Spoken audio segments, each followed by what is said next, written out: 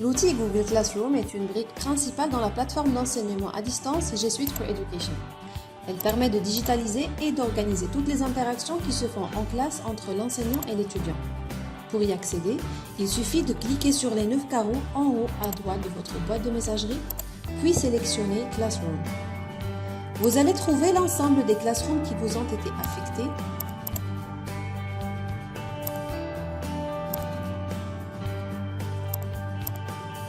Sur l'interface de Classroom, vous avez accès à 4 onglets principaux. Commençons par la page flux.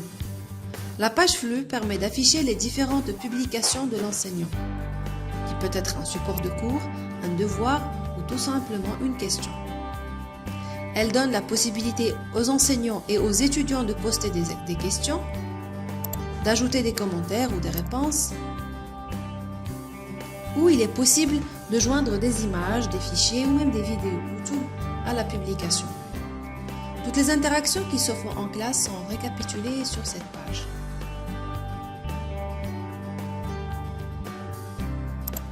La page travaux et devoirs. À travers cette page, l'enseignant peut donner des travaux et des devoirs aux étudiants, comme il peut leur fournir des supports de cours.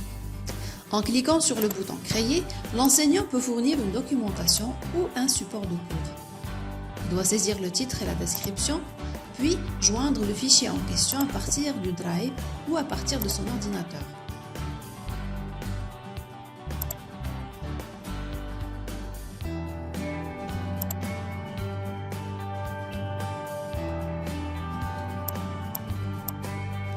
L'enseignant peut aussi donner des devoirs sous forme de rédaction.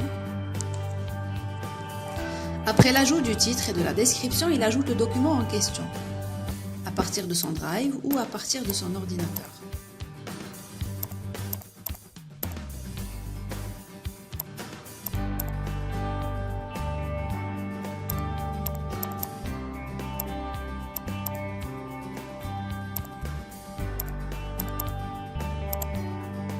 L'enseignant doit ensuite choisir l'option adéquate. Document consultable par tous les élèves, modifiable par tous les élèves ou bien faire une copie par élève. Dans notre cas, on choisit la troisième option, où chaque étudiant aura sa propre copie.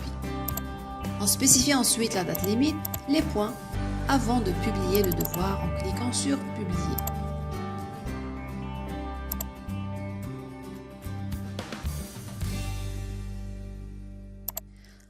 L'enseignant peut aussi donner des devoirs sous forme de questionnaire. Toujours à travers le bouton Créer, il sélectionne Questionnaire, donne un titre et une description, puis accède au questionnaire pour y mettre ses questions.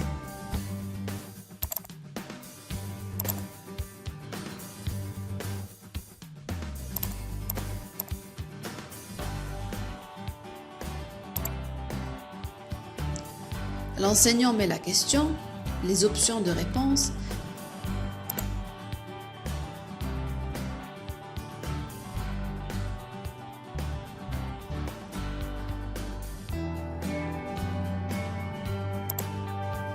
puis spécifie là où les réponses sont correctes et la note de la question.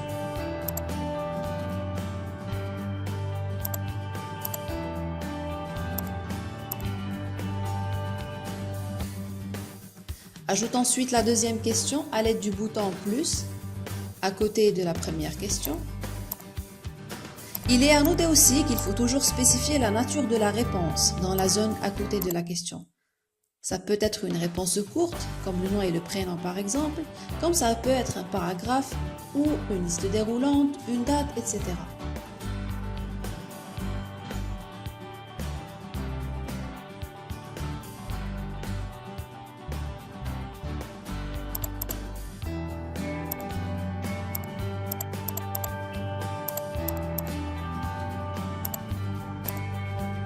Après les paramétrages, le devoir peut être publié.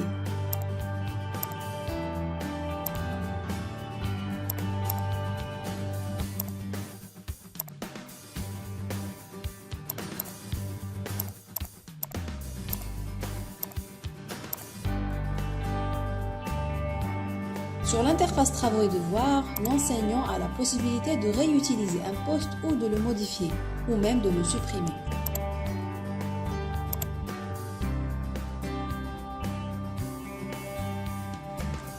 On passe maintenant à la partie étudiant.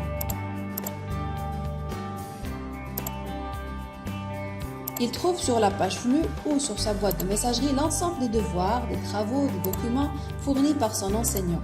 Et il a la possibilité de répondre et de soumettre ses réponses.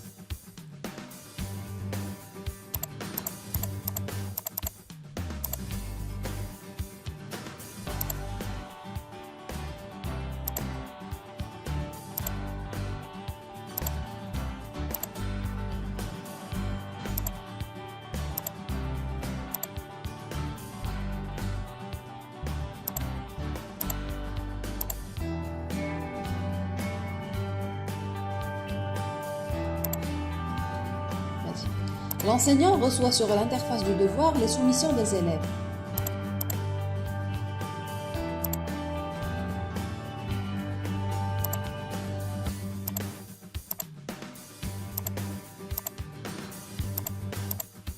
Il peut voir la copie de l'élève pour donner une note et la rendre.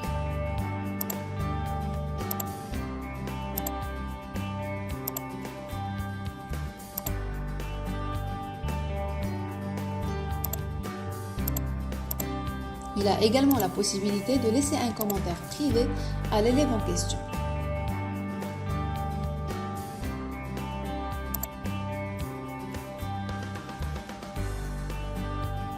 À noter aussi qu'à travers l'agenda de Google Classroom, qui est accessible à travers ces 3 tirets, l'enseignant ou l'étudiant ont une vision globale sur les dates limites des devoirs, des contrôles à rendre.